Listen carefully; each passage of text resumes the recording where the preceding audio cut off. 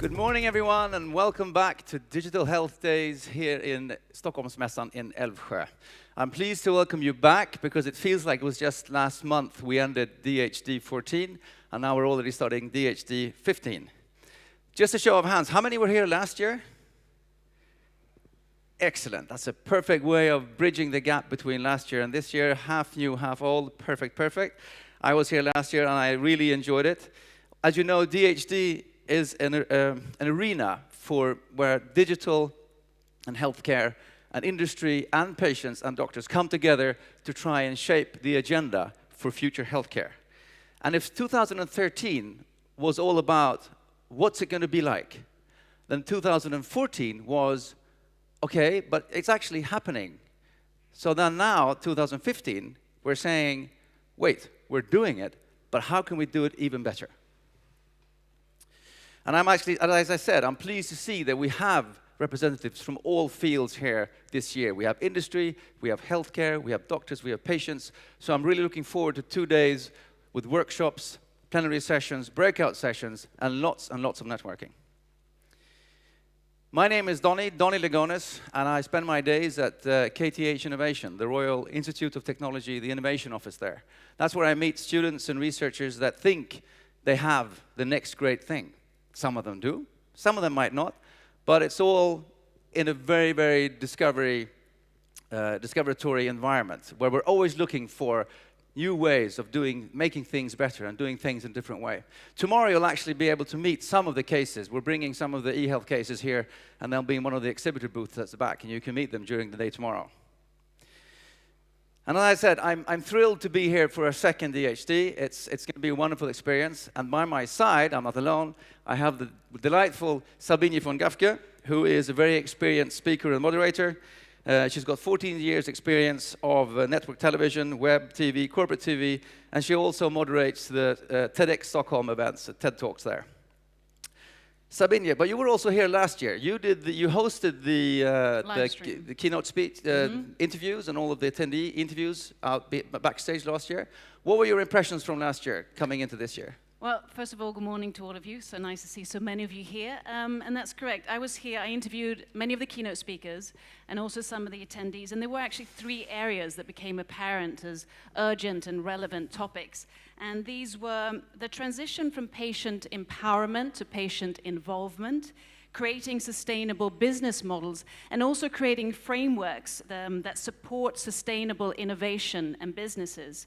And the interesting thing was that these topics were also the most voted by last year's attendees, wanting us to highlight these issues even more. So it's really pleasing that the 3 themes for this year are patient in focus, and that is a transition to patient empowerment, like I mentioned, where the patient is acquiring more knowledge and power of their own health and data. And then sustainability. The amount of investment in startups within digital health, within that industry to date, is a proof that the industry is in a transition mode, evolving and also walking the talk. And we'll also have speakers who will showcase fruitful and successful businesses within e-health. And last but not least, implementation. The steps for implementation and strategies for achieving ROI, return of investment. How do we go from the startup scene to go to scaling up to then becoming long-term business proposition that also generate revenues? And luckily, we also have dynamic examples of that where speakers will exemplify this by showcasing their own businesses. Fantastic. Yeah, I think that's. And we've also tried to evolve the format. We're no longer going to move between lots of different places. We're trying to concentrate everything here. In this round room, everything will happen. We have the main stage here, audience here. We also have 2 separate, smaller stages for the breakout sessions in the same room. So during the breakout sessions, we will all be here together. We have the exhibitor booths over there at the back. And then at the far back of the room, you will see during the break, we have 2 completely new features. We have our art wall and our post-it wall. The art wall is where we want you to help us co-create the future of healthcare. We've been playing around with starting it up. That's actually the other wall, the post-it wall, where yeah, exactly. Thank you. The art wall, and we've started it off, and we want you just to add your ideas, your visions, your creative thoughts of what you feel the future of healthcare could be. And then on the other side, we have the post-it wall, which is basically our notice board. If there's anything you want to ask for or anything you want to offer, just put a post-it up there, or just add to the general confusion of the wall as the days go along. Excellent.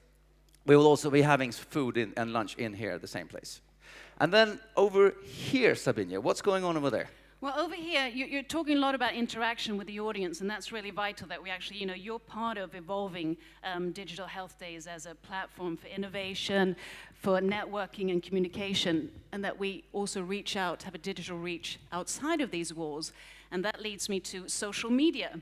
So what we have added this year is an expert panels of what we call commentators, and I was told that this was supposed to be called the cage.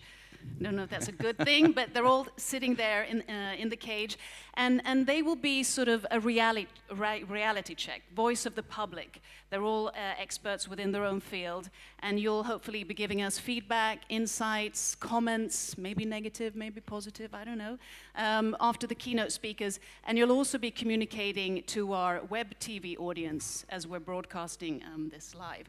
And for all of you in the audience, please do give your feedback, insights, questions, comments, whatever, using our hashtag DHD15. And hopefully maybe we can highlight some of your queries during the day.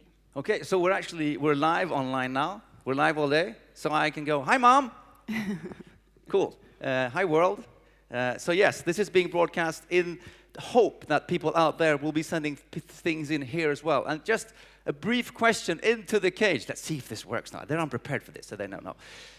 Any expectations, thoughts, hopes for the coming days? Any comments, just? Yeah, hot mic. Yeah, absolutely. I think this is a really exciting time. I think Dr. Brian Goldman is the perfect person to start us off. He's famous for asking the hard questions, the important questions, and I'm really looking forward to this first session. Yeah. I just thought I would mention, because I didn't have the good manners to actually introduce all of you by name, sorry for that. Elizabeth Nelson, and the lady who spoke now. You also have a blog, Humans for Digital Health. And then we have Emma Spak, Daniel Forslund, Anna Karlsson, and Kristina Söderlund. Perfect. Well, then I will leave you to the first speaker then. Yes, and as Liz already mentioned, it's also a pleasure for me to introduce our first keynote speaker, a man who deconstructs how doctors think, who interprets the culture of medicine, and is an important bridge between the patient and the physician.